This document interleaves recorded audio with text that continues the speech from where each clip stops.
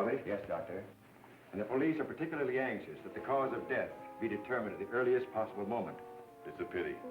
She was a very beautiful woman. One hates to perform an autopsy on a beautiful woman. But you've no other choice, Doctor. Most unusual. There are no marks of violence on the body. What do they suspect? Poison? Have they any idea? My understanding is, Doctor, that the authorities are entirely at sea as to how she was killed. They know why, but, and they also have the fellow who killed her, but... Yes, that doesn't matter. That's none of our business. Our business is to find out what killed her. And yet, one often wonders, what could have caused the last thought that was cut off by death? If it was spoken now, what would it be? Yes, you're here. You found me at last. But you know what you killed me. I warn you. Don't come an upstairs. No, don't, please. Don't.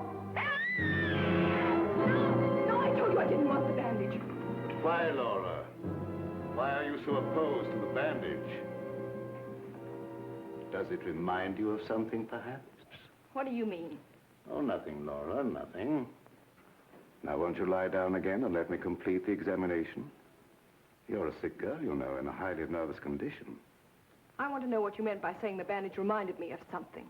If you don't know, how should I? You don't fool me for a minute, Doctor. I know how you feel about me. Do you, Laura? Then I wish you'd tell me, for I don't know. I don't know how I feel about you at all. You're clever, Doctor. But I'm wise to you and that fool of a son of yours. How long have you been married to Ward now? Too long. And why don't you give him his divorce? He's asked you often enough. I'll give him a divorce when I'm good and ready. I see. I'm not afraid of anything he can do, or you, or anyone else. What's that? Your heart's beating like a trip hammer. I must warn you that this high state of nervous tension... What's that noise?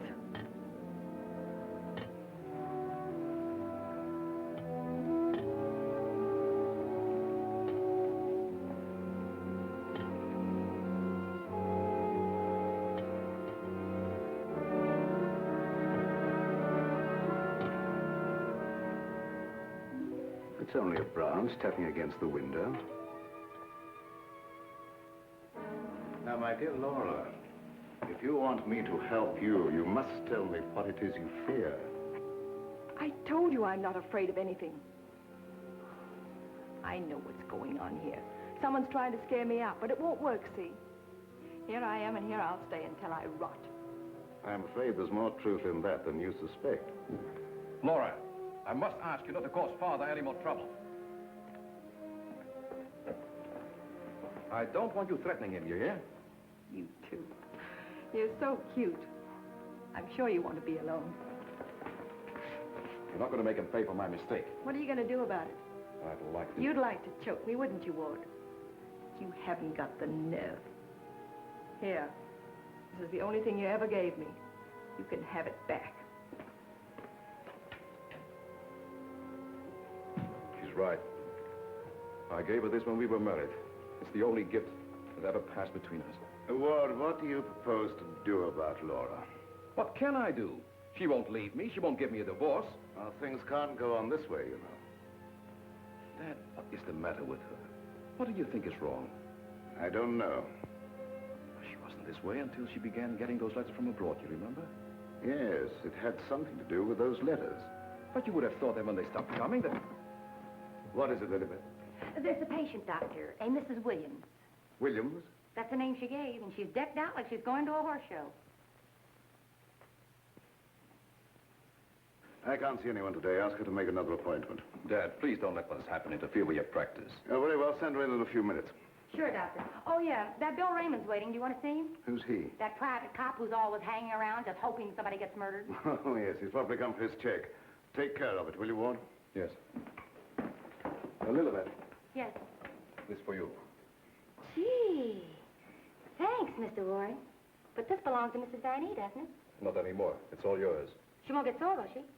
I don't want to have any trouble with her. You know how she is. I know. We all know Elizabeth. And I want to thank you for your patience. Run along now, Elizabeth. Yes, Doctor.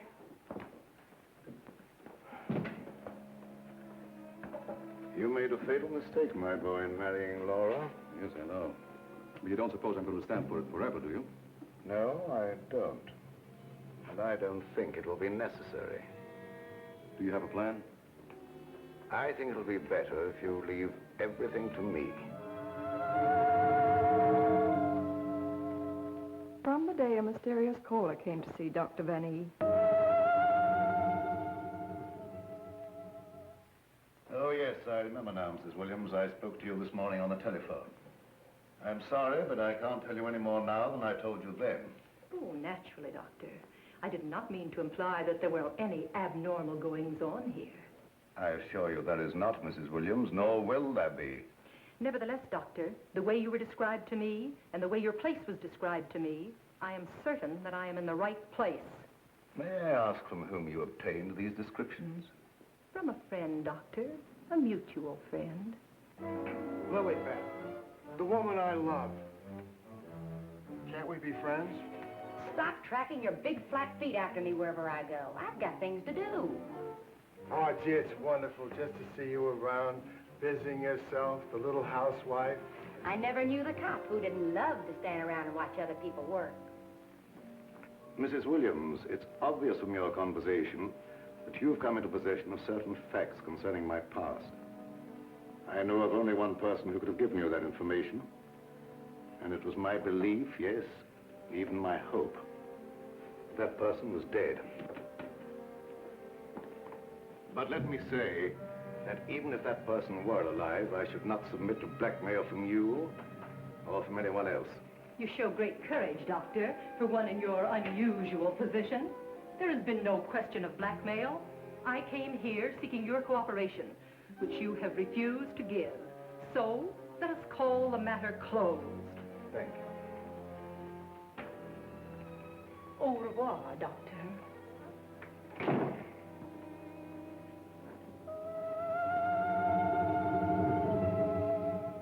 Then came this sinister pair.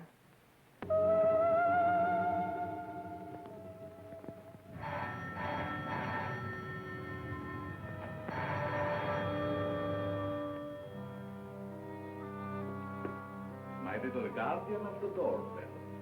If you had waited another second, Inigo and I should have kicked the door in. Yes, sir. Sir, there is an air of inquiry about you that immediately offends my deepest nature. There is something suggesting Scotland Yard, the French Sûreté, the Italian Carabinieri, the Turkish Polizei, and other minions of the law. Short, sir, I think you're a cop. Yeah, how'd you know? I believe I'm in the home of Dr. Joseph Van E. Yes, sir. I mean, sirs. Oh, do not be polite to Inigo. He's only offended by it. Run along, Inigo. Make yourself at home. We got a nice tree in the yard, but it ain't got no coconuts.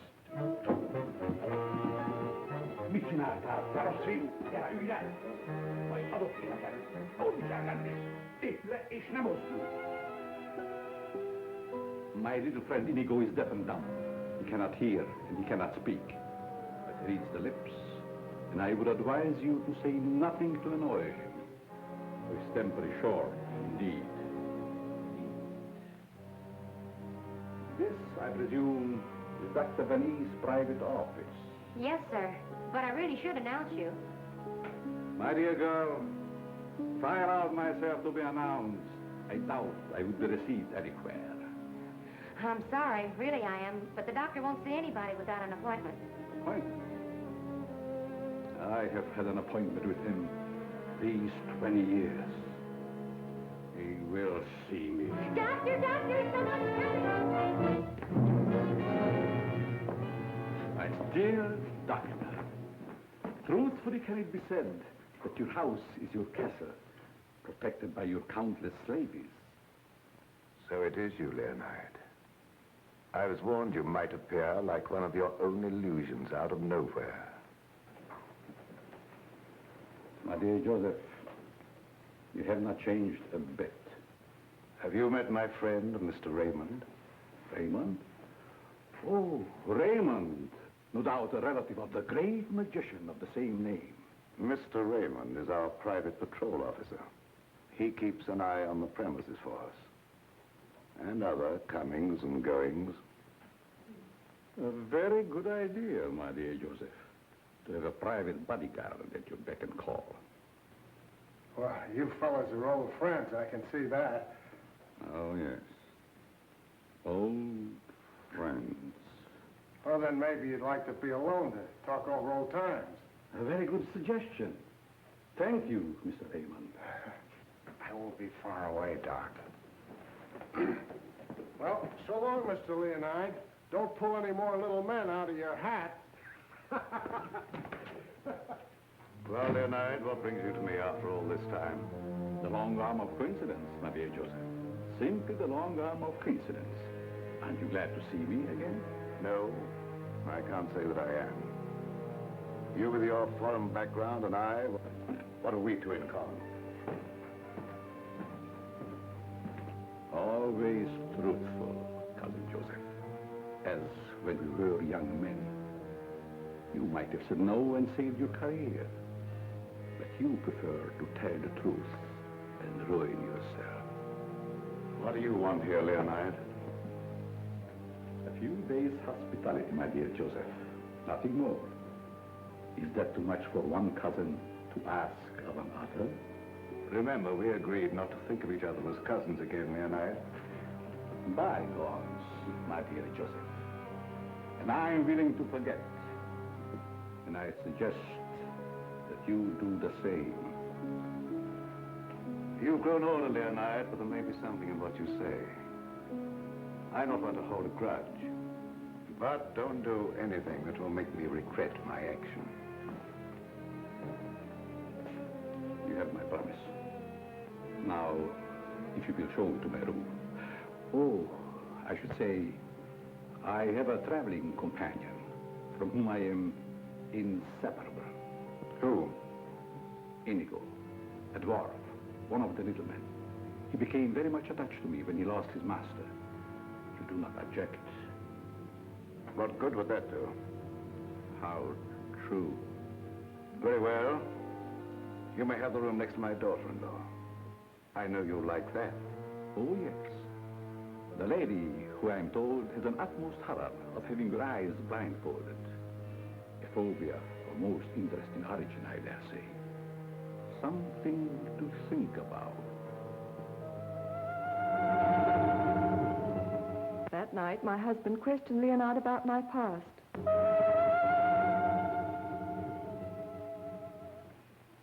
Cousin Leo.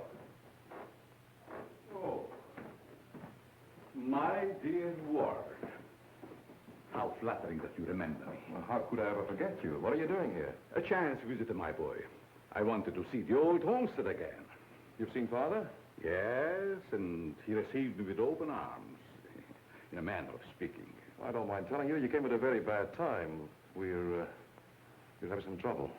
My boy, Trouble and I are like this. I presume you refer to the charming lady in the room next to mine, your wife, I believe.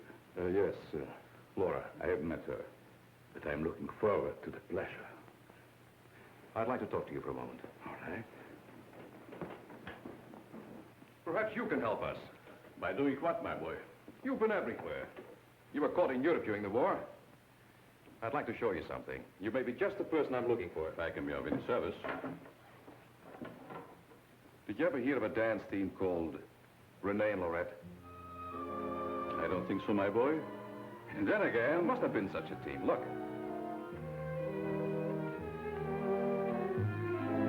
Renee and Lorette. The dance of the green mask in the green room in Paris. The green room. Yes? Oh, the face of the man does seem slightly familiar. May I ask, where you got this photograph? The maid, Lilibet, found it in Laura's room and turned it over to me. Oh, then, my boy, I'm afraid I can't help you. I played the green room on several occasions, but never with these people. In fact, I don't seem to remember them at all. And I appeared in many clubs during the occupation. I'm sure the girl behind the green mask in this picture is Laura. How can you be sure? Who can ever be sure what's behind the mask? If the people in this photograph could suddenly come to life. I'd like to know who the man is. It can be anyone, my friend. Anyone. In this makeup, it might be even I. I wish you wouldn't joke about it. This is very serious. Of course. But let us say you found out who the man in the photograph is. What then? I have an idea that if the man in this picture were to show up, I'd find out I wasn't married to Laura at all. Think over what I've asked you. It'll be to your advantage. Certainly, my boy. I will give it every consideration. And perhaps something will occur. Who knows? Don't you want to leave the photograph with me for my further study? It might be the very incentive that my memory needs. No, thanks. I'll keep it. As you wish.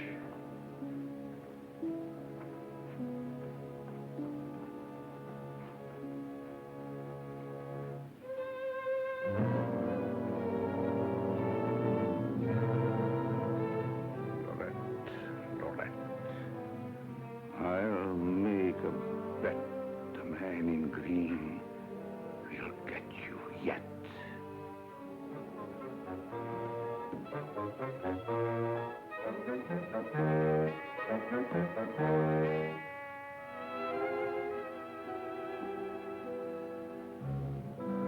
Here you go.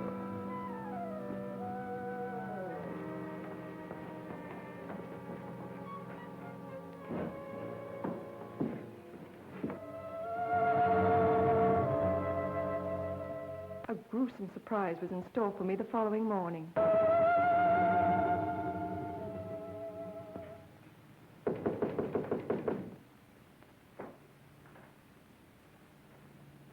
Who is it? It's me, ma'am. What do you want? The afternoon mail. You wanted to know when it arrived. Was there anything for me? Yes, ma'am. Put it under the door. I can't. It's a package.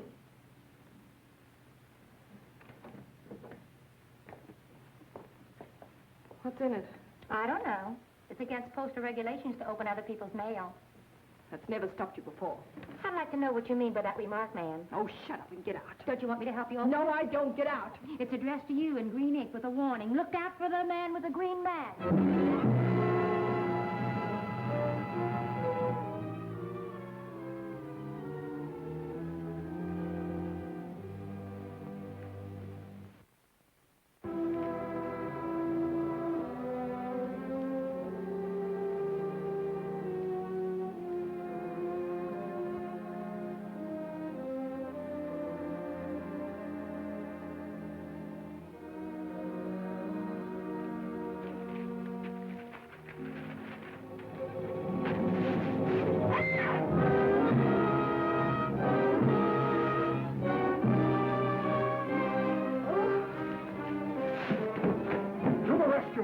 Who done it? Which way did he go? Get out. Get out. I just heard you yell. I was hoping it was a murder at least. Get out. I tell you, you have no business here. Well, but you don't understand. I'm supposed to be here. That's what I'm being paid for. Paid? Yeah. You see, I'm Bill Raymond, private cop in this neck of the woods. I was hoping we'd have a little murder or something happen around here so as I could solve it and get my old job back at Central Homicide. Nothing personal, of course. Who told you to say these things to me? Well, nobody said nothing to me. I was just waiting around outside to see Dr. Van Nee, and I heard you yell. So you're a friend of that crazy doctor and his son. Crazy? I wouldn't exactly say that, ma'am. The doc's a pretty good egg. You wouldn't want anyone to say you was crazy, even if you... You can go back and tell him I'm not afraid of being murdered by you or them or anyone else. No, I don't guess you are, ma'am. Still and all, if you was to get murdered and I was to find out who done it, it'd be kind of a break for me. That don't be kosher. I wouldn't say that to you, lady, even if I knew what it meant. Now will you get out? All right. I can take a hint. Nice little bedroom companion you've got there. Get out. I'll go, but don't think I'll come running next time you yell. I'll know it's a fake.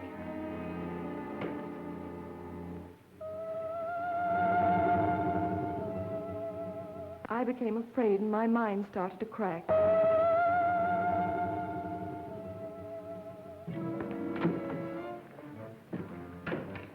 Lilybeth, my melancholy baby, where are you?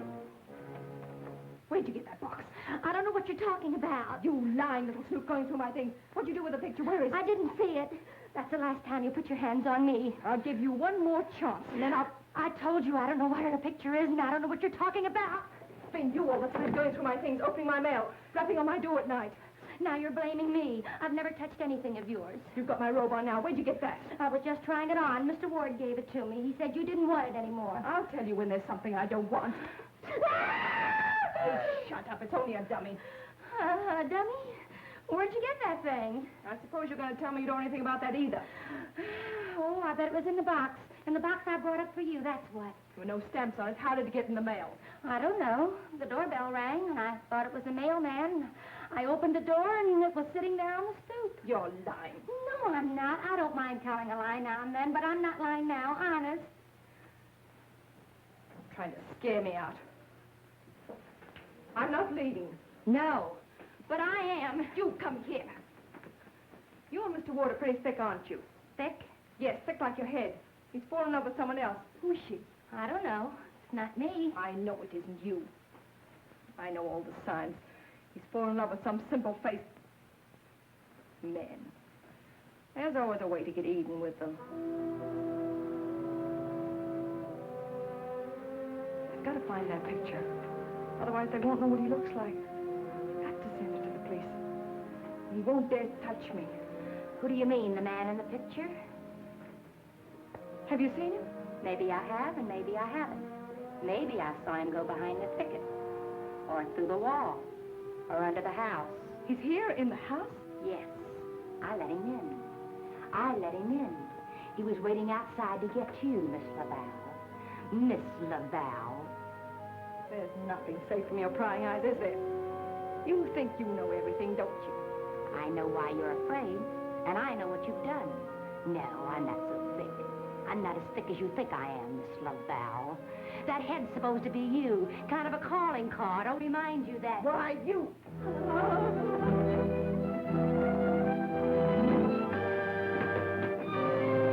Excuse me, lady.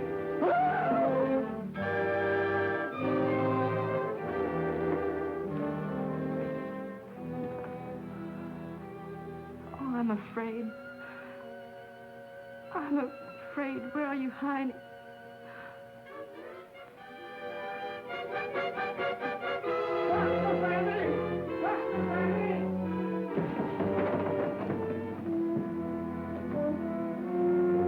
Dr. Fanny! Dr. Fanny! Doc! Fun is fun. But after all, there ain't nothing in my contract that says I gotta... Well, now I ask, is that anything to be playing football with? Where did you get that, Raymond? Miss Fanny chucked it at me like I was a pass receiver for a football team. And I'm all out of practice. Let me see it.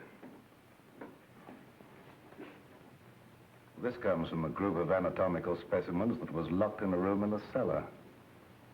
How did you happen to get it? That's what I'm trying to tell you. There I was, outside her door, strictly minding my own business, understand? Listening at the keyhole. I don't think that belongs to the realm of your duties, Raymond. But, Doc, there were screams inside. You gotta admit it's within the longitude of my profession to make with an investigatory reaction thereto. What am I saying? I don't understand how his head got from its locked room in the cellar. Well, the way I heard it, it was sent to Mrs. Van A. That was rather a gruesome practical joke. Why, your anatomical locker hasn't been opened for ages. I think you once told me you'd lost the only key to it. I know. There is no key to my knowledge. Why, that thing didn't walk out of the room by itself. Hardly. Doc, I'm worried. What about, Raymond? Well, now, take this head business. The whole thing don't seem hardly serious to me. I think that if it's all the same to you, I better be checking along to other duties. You're not afraid, are you, Raymond? Who, me? Scared? It's just that I don't think that there's going to be any murder here done after all. That's too bad. Well, it's not your fault, I guess. It's just not my lucky day, that's all. Thank you, Lilibet. Oh, Miss Lilibet, have you a little more coffee in the kitchen? What happened to the 3 gallons I already gave you today? Lilibet, what you need is a good, strong, steady man. Who is always hanging around, tracking up my floors and things. What's that on your shoe? Looks like cobwebs from out of the cellar. What were you doing in the basement? It could have been the attic. Bill Raymond, you're holding out on me. What are you up to? Up to? Yes. Who asked you to go poking around in the cellar? It was in performance of my duty. What duty? What did you find? Absolutely nothing. That's what makes me so disgusted. Too bad about you. You know, Lilibet, I think somebody around here is just kidding. They don't mean business at all. Why don't you just wait around and see? Say, if you got any inside dope, I wish you'd tip me off. If I'm ever going to get back to Central and prove I'm a good detective, I gotta have some clues.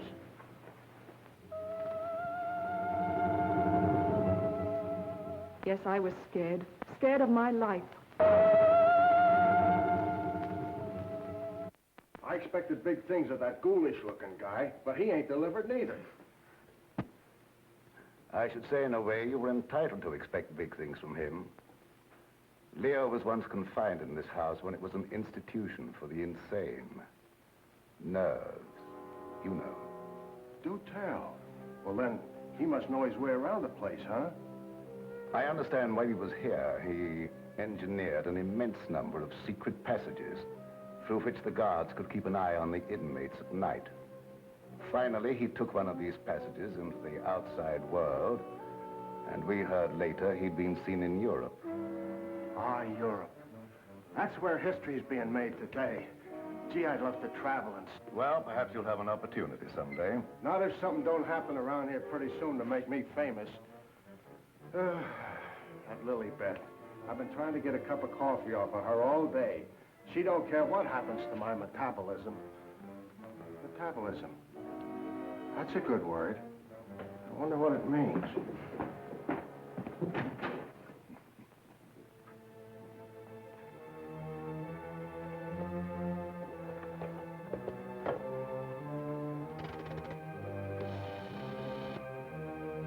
Operator, I want the police right away.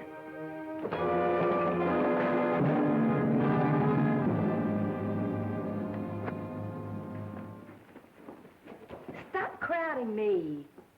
But, hon, don't you want me around to protect you? That indigo guy might... Yes, but who's going to protect me from you? Lilibet. My wild Irish rose. I just live for the day when I can take you out of all this. When I can slave and get you the luxuries in life. Gee, I'd gladly work my fingers to the bone to buy you expensive motor cars and furs and jewels and things and serve you breakfast in bed. What's the matter with me? Am I crazy? Yes, and I'd hate to hang by my neck until you got me all those things. Yeah, you might get a little blue in the face. Still and all I gotta do is to find myself one slightly murdered body, and I'm in. Stop looking at me. Oh, Lilibet, sometimes I think I'm not getting anywheres with you. What do you think? I think you've got a good idea there. All right, all right. You'll be sorry someday when you see my picture in the paper. Wait and see. Hey, Lilibet, why don't you answer the doorbell? Maybe that indigo guy wants in.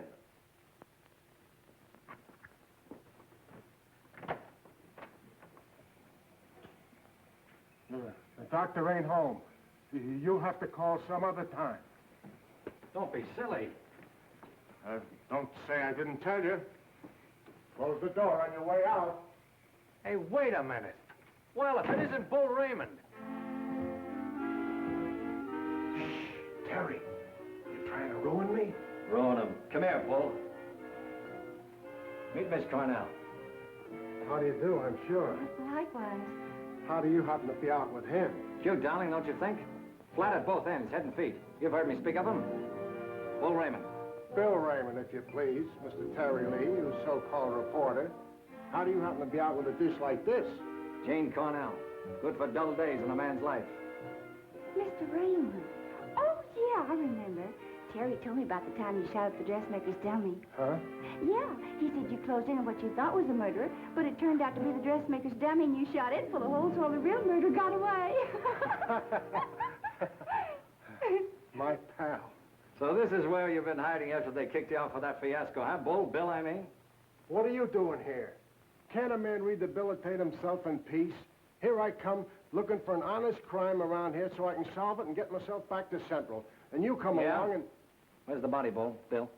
There ain't no body. That's the trouble. No, let's keep it friendly. Friendly? What do you mean? Let's have it. Who killed who and why? Are you kidding?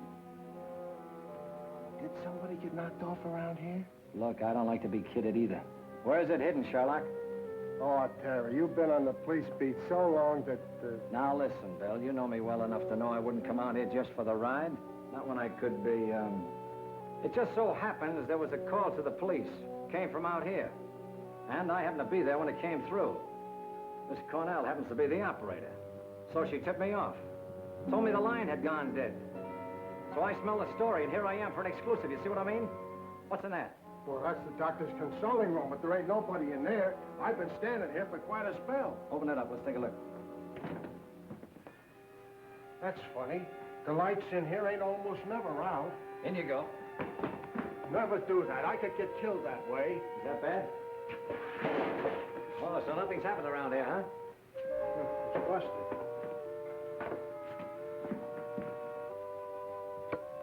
There, see? Like I said, there ain't nobody here.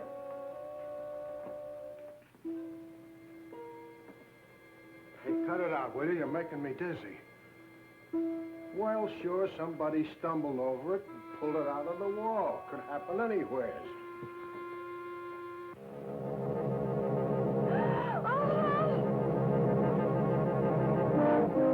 Wants to shake hands with you, Bill. Step right up. Not me. You seen it first.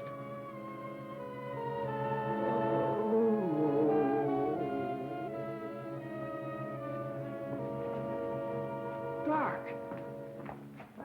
Raymond, did you try and kill me? Why, Doc, why should I do that? You ain't paid me for last month yet. How long you been here? Now, let me see. I was going to make a telephone call when... Somebody conked you, huh, Doctor? Then rip the telephone wire out? Yes, I imagine that is about what happened.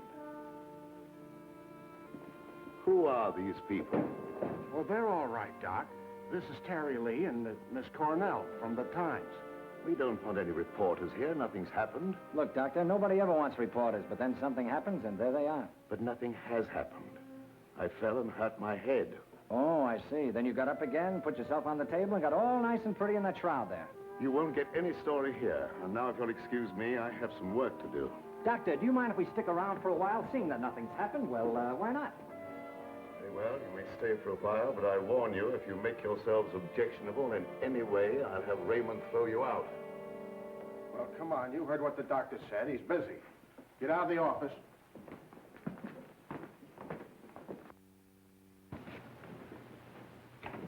Probably a pretty nice guy, caught in a tough spot. That's the way I see it. You wouldn't want me to tell him you got kicked out of homicide, would you, Bill, old boy? Oh, Terry, you're my pal. You know that, don't you? Would I kick you out? You would if you could, Bill. Now, why can't we have a little talk, quiet like? Well, if you just follow me in the parlor over here. Oh, me too, darling, me too. Darling knows everything about everyone, and that's how I learned. Good tell. I just sit at his feet and listen. Yeah? Baby, I'm going to miss you an awful lot when I grow tired of you. Now, remember, you're just going to listen. Well, of course, darling. What else do I do when I'm with you? Sit down. Now, as I remember it, there was a singer at the Click Club who called herself Laura Laval. Didn't she marry young Ward Vanny a couple of years ago? I don't know nothing about it. Oh, yes, you do. It was just about the same time that you had that affair with the dressmaker's dummy. Oh, yeah. Yeah, now I remember, Terry. You're right. She was down to the Click Club, and it was her that married Ward. Wasn't that on a bet of some kind? Well, there was a party going on, and somebody dared Ward to ask the singer to marry him, and he thought at the time it was a good gag, and he went along with it. That's right. He got pretty high and then popped the question at her. How romantic. I do love that. Hush, dear. Listen. Oh. Well, that's how it happened anyway. Ward woke up the next morning and found himself married solid. He'd asked her, and she'd snapped him up. Oh, and they lived snappily ever after. I don't care. I think it was sweet. Darling, couldn't I get you high sometime and... Sweetheart, have you ever heard the old saying about little girls? What's that? Little girls should be seen and not heard. Now, go on, powder your nose. All right. I think I'll be shoving along, too. Now, wait a minute. We're just getting started. We were talking about a singer who called herself Laura Laval.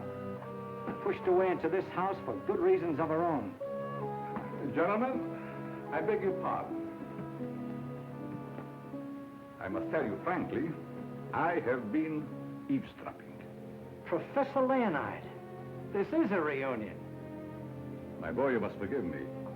You seem to remember me, but I do not recollect you. When was it? What was it?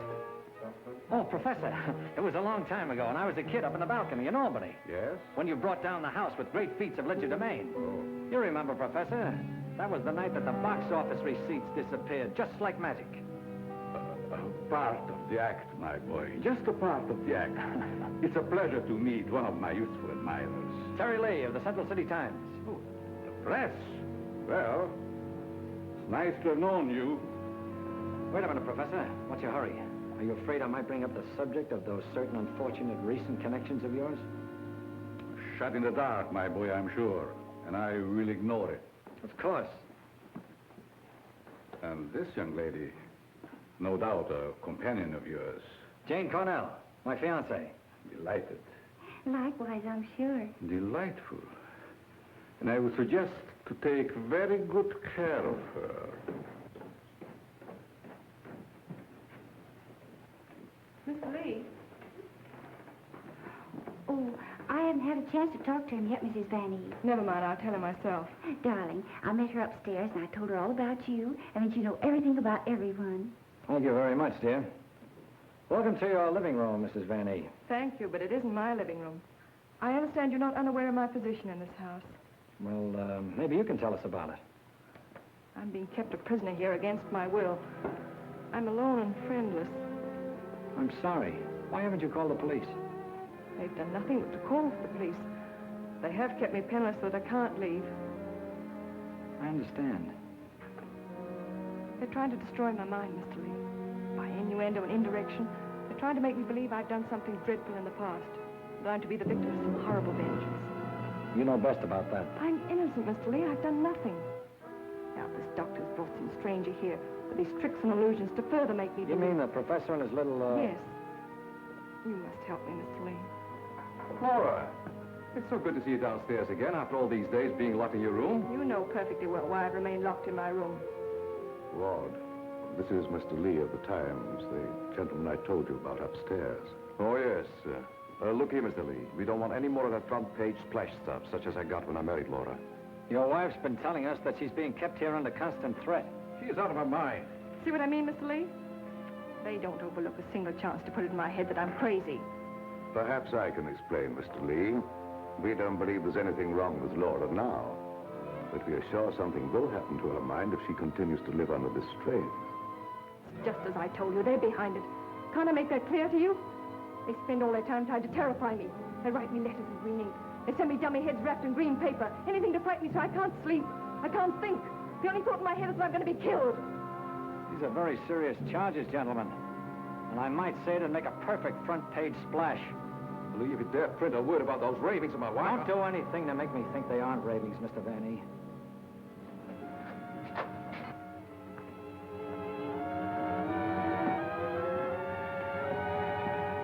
He said to put the blindfold on, and you will know the truth. No!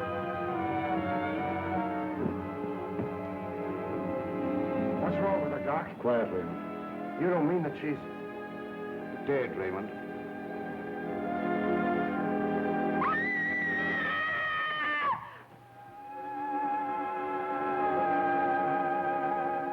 Then I knew that he was here.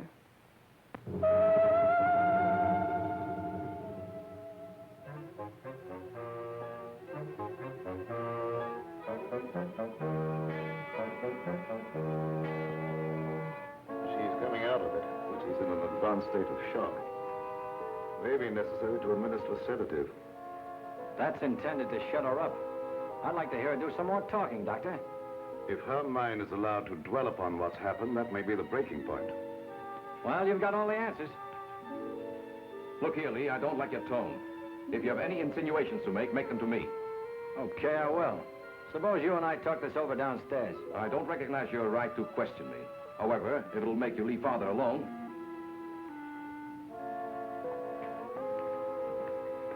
Bill, fix yourself a chair right outside the door and don't leave until I get back.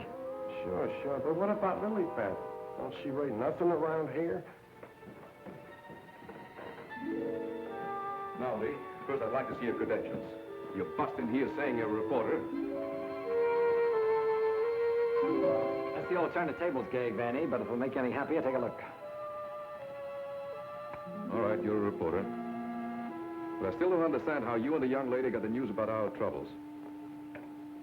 Do you really believe that story, Lee? Do you, in your right senses, really believe that we are keeping Laura a prisoner here? That's what the lady says. She said that... Nonsense. Nothing would please me more than if she got out. Look, I don't get any of this stuff, Vanny, but there's a tricky deal going on around here, and I intend to sit in on it. Too bad I can't flash the city desk to make ready for a front-page replay. Yes, isn't it? Either your wife is the victim of a well-plotted program of persecution calculated to drive her insane, or she's the witch you say she is. You're the fellow with the nose for news. What does it tell you? It tells me that right now I'd like to know where your disappearing relative is.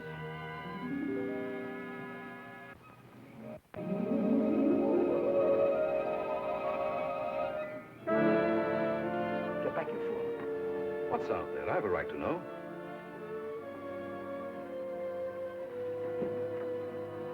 Don't see anything. What was it? It isn't possible. It isn't possible, of course. What do you see out there, Lee? I've had enough of this. Come on. Are you nervous, Miss Cornell? Oh, no. I think it's very exciting. Well, Professor, I thought I just saw you outside, banging at the moon. You disturbed her sleep. Poor child. Where have you been? How about you start acting normally for a change? You're bringing suspicion upon all of us. I, my boy? What have I done? Suppose you tell us. Has no one arranged to silence you yet, Mr. Lee? What a pity. I don't silence very easy, Professor, and it'd take a lot more than what you've done to her. Do you suggest that I had a hand in that poor girl's unfortunate demise? Why don't you behave yourself, Professor? Mr. Van E here has the right idea. You're just gumming up the works. I did my humble best. Who are you working for? What do you expect to get out of it? I'm charging a debt, Mr. Lee. A debt contracted many years ago. Now, are you any wiser than you were a moment ago? No, but I'm beginning to get a general idea. By the way, how's that little girl of yours? I hope fervently that nothing happened to her. She would look so beautiful lying here. Look, Professor, I may not have been very smart in bringing Miss Cornell here, but if I thought you had any plan to do that... Why do you persist in making me the villain, Mr. Lee?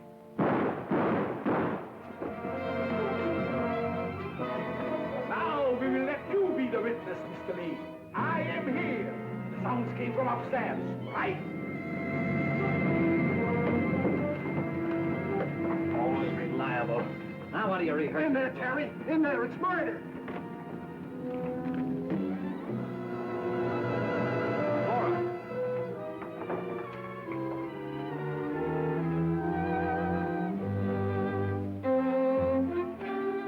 Jenny, wake up. Wake up. Oh, Terry. Tell me, what happened? Oh, Terry, darling. Let me think. Everything went black and... Yes? Then it started to talk. What started to talk? I don't know. That thing. Now, look, let's get back to the beginning. I left you here with Dr. Van E. Yeah, and then he gave Mrs. Vanny a shot with a long needle. Never mind that. All right. Then he said, would I sit with Mrs. Vanny? Okay, okay. Where is she now? Who? Mrs. Van E. Where did she go? That's just what I asked you, Janie. Well, she was right here. Then Dr. Vanny went out. Then what happened? Oh, then Bill Raymond came in. Oh, that's great. The two of you in the same room at the same time. How did you communicate with each other? Sign language? Oh, I don't care. All you do is make fun of me. I didn't ask to come to this, whatever it is. Oh, yes, you did, dear. Don't you remember? You said you wanted to see what the life of a reporter was like. Don't forget, Mr. Lee, one must not expect too much of certain types of mentality. Shut up, Bill Raymond. I remember you when you couldn't even make your X. Oh, I want to go home. We can't go home, darling. We've got to get a story. Why? You don't understand. Yes, I do. Why do we have to get the story? Who cares? She's got you there. All right. Now, you tell me, what happened to you? Me? Oh, well, you said to stay outside the door, and I pulled up a chair. That's right. She was inside the door and you were outside.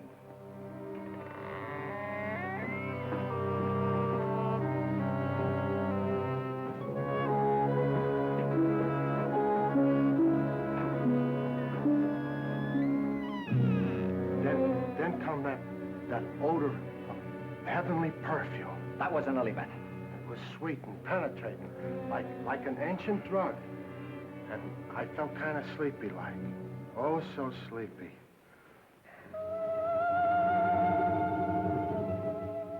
At last, he had me under his power.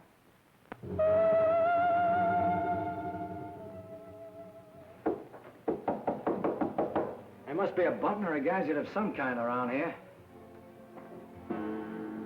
2 o'clock, almost deadline for the 9 o'clock final. Oh, Terry, what makes you think there's anything behind them walls? I've got a sneaking suspicion that the professor uses them for a disappearing act. I wish Lilybeth was here. Make me a cup of coffee. Well, she's right over in the doctor's office. Why don't you ask her? Poor Lilybeth. I kind of hinted that all I needed was a murdered body, but I didn't think she'd take it personal. Will you stay with those walls? I've been around them 3 times, Terry.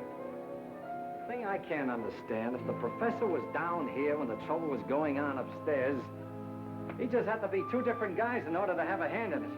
Oh, Terry, let's figure it out in the morning, huh? What's that?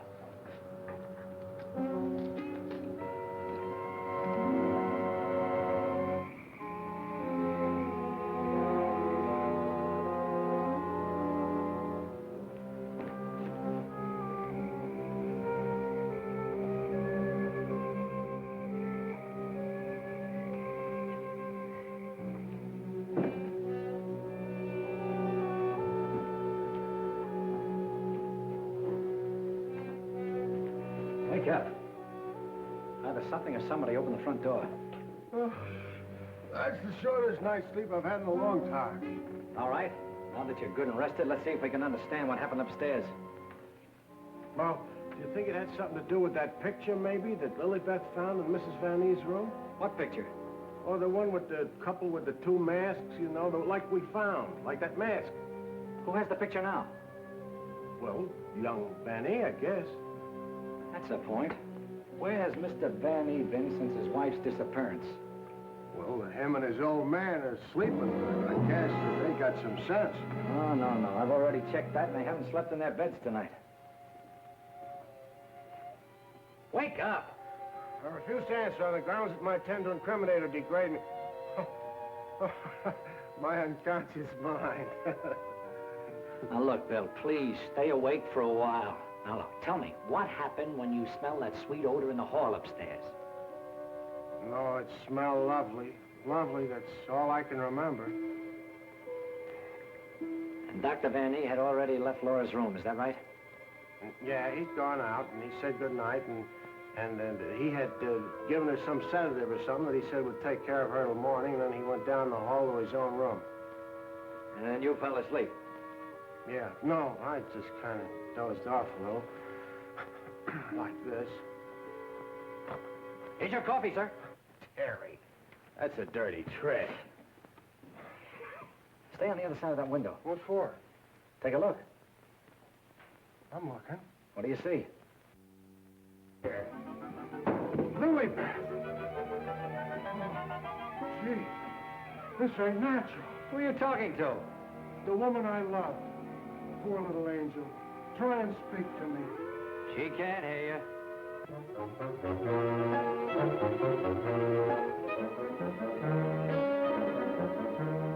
What was you doing outside? You're supposed to be dead. Now you stay right here, honey. I gotta catch that guy in the shrubbery. Gee, what are you doing to me, Lily Beth? I got work to do. Lily Beth, be reasonable, will you? If you don't cooperate, I'll never get back to Central. Never mind, Raymond. Take care of Lilybeth. Lilybeth! Yeah, that's who it was. I opened the door and she fell right in my arms. Like she had something special to tell me. You notice that fragrance about her? And to think this wilted flower was once even as you and I. Take her back into Dr. Van E's office. What's she doing wandering around? She's supposed to be a corpse. What happened to that guy outside? Never mind. You found her. I never knew she was lost. I missed her. I missed her from my office. Will you please take her back? What are you going to do? Yes, Doctor, and what have you been doing? We've turned this house upside down trying to find you. Hardly that, young man. If you'd done that, you would have found me. Now, Raymond, we can't allow this girl to remain in this condition any longer. But what can you do? She looks like a perfect stiff to me. Bring him into my office. Oh, Doctor, this may not be any news to you, but your daughter-in-law has disappeared. Oh, how dreadful. But let us say somewhat overdue, eh, Mr. Lee? You don't seem very surprised to hear about it. Young man, when you've been devoutly praying for something to happen, you accept your good fortune without question.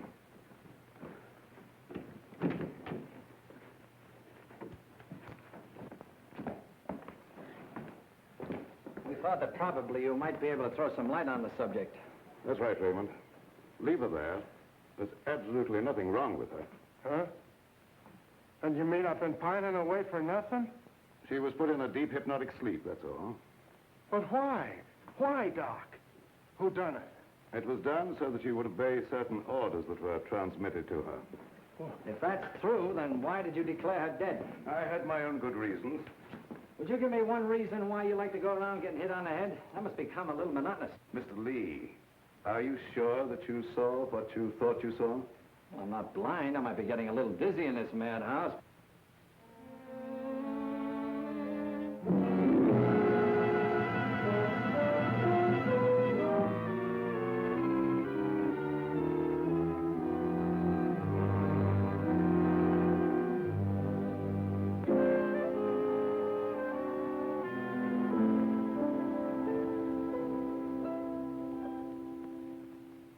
You know, Doctor, morning isn't very far off. And when the police get here, you've got an awful lot of explaining to do. You're in this up to your neck. By morning, let us hope no explanations will be necessary. Everything will have explained itself.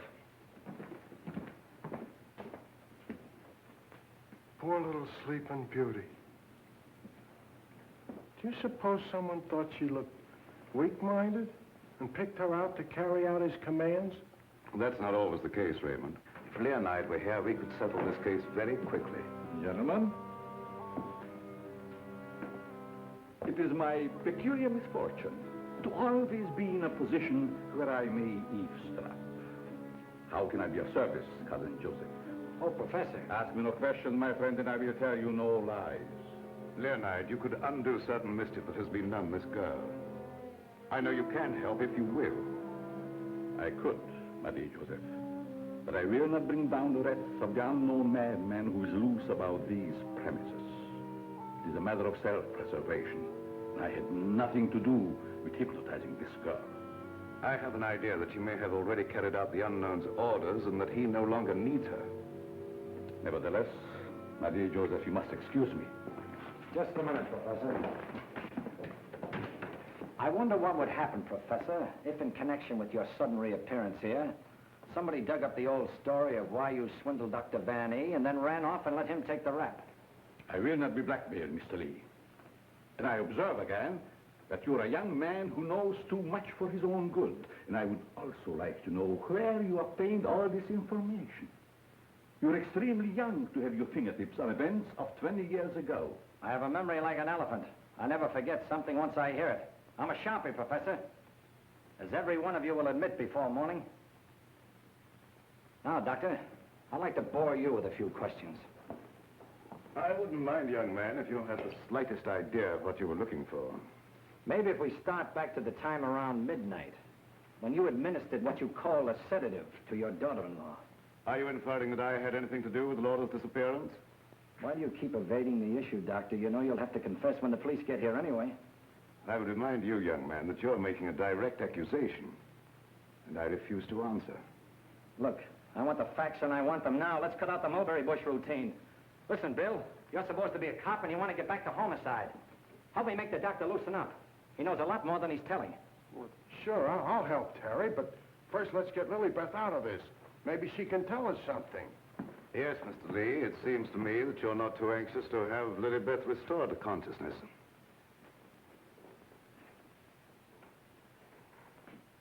What do you hear, Doc? Her heart's in a very depressed condition. Someone's been giving her orders by mental telepathy. Hey, could I learn to do that? Supposing Lilybeth was in the kitchen, could I telegraph her a wish for a cup of coffee, huh? Perhaps, Raymond, someday when we have a little time, I'll indicate the principles of hypnosis to her. Thanks. Dear Joseph,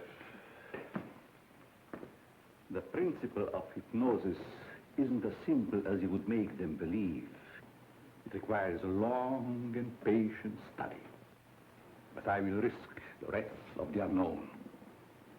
For I see you truly love this child. And for your sake, I shall use my knowledge. Oh, gee, thanks, Professor. You're solid.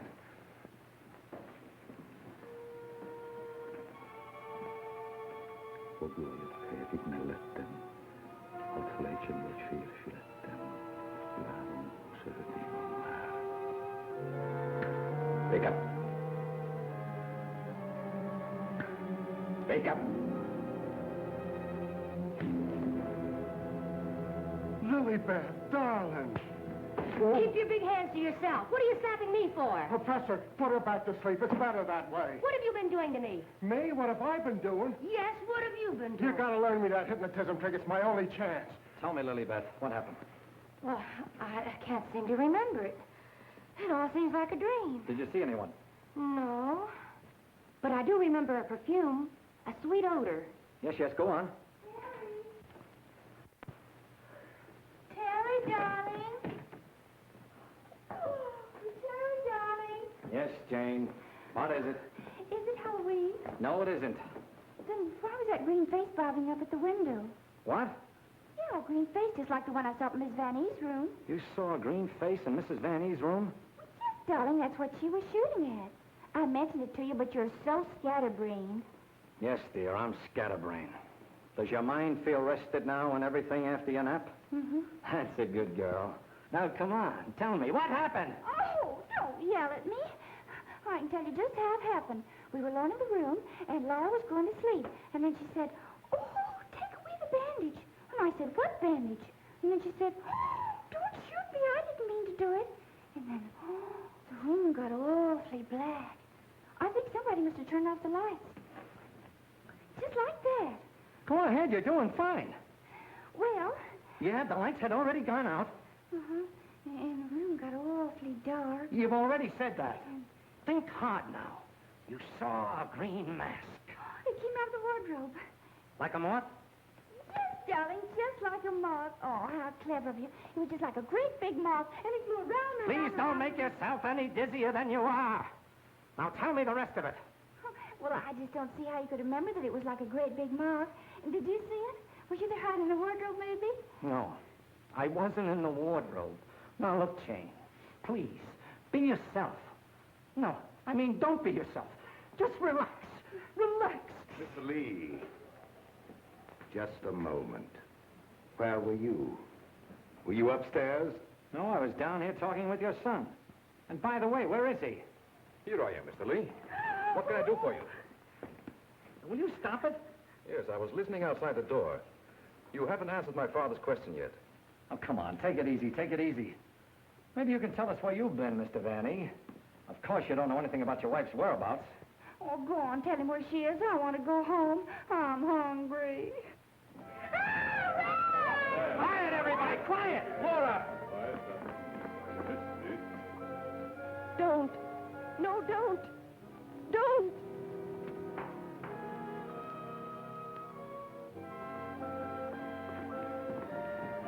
Laura! She's under a hypnotic spell. Ladies and gentlemen, it has been an exciting night, and you all are deserving of some explanation and relaxation for the strange goings-on. The guy who's doing the talking is behind the wall somewhere. Now you're getting smart, Sherlock. We introduce at this time the team of Lorette and Renee as they appeared at the height of their success in the green room of the Paris Crillon. Sure, the mask, the picture. Mademoiselle Lorette. Now I know who he is. Mademoiselle Lorette will now put a bandage over her eyes, the better to see the inner truth. Very good, Renee. Very good. Just like the old time. Would any member of the audience like to ask Mademoiselle a question? Come, Mr. Lee. You have been so full of questions up to now. I'm thinking, brother. We cannot keep Mademoiselle too long in this delicate mental balance. She has been under a great strain lately. Then I will ask the questions myself. Yes, Rennie, I'm at your command. Are you afraid now? No, I'm quite safe. Will you tell the truth? Yes. They came to me and said your partner, he of the magic feats and rare impersonations, is a spy. But we can't prove it. We will give you 1,000,000 francs if you, Lorette, bring us that proof. Now we shall know. You gave them the proof they wanted? Yes. They took him away to be killed. Yes. What was he to you, this man you betrayed? This man you sold to the enemy for money? He was my husband. When they told you he was to be executed, you sent this man a gift for his last moment before the firing squad. What was it? It was a green scarf for his eyes. Like the one you're wearing now? Yes. Why did you send it? It was my scarf. I wanted him to know I had betrayed him because I hated him. He was good and kind, but I hated him for the power he had over me. I see. That is your only defense. You hated. You thought they shot him. You escaped to America. You thought you were safe. Then you found out he was alive and wanted revenge. Thank you, Mademoiselle Lorette. You may remove the bandage now. What do you see on the cloth, Mademoiselle? There's a hole in it. Yes. What else, Lorette? What else? There's blood on it. There's blood. I have come back. I am here. And I will have my revenge. No! No, don't touch me! Outside, under the window, you know where.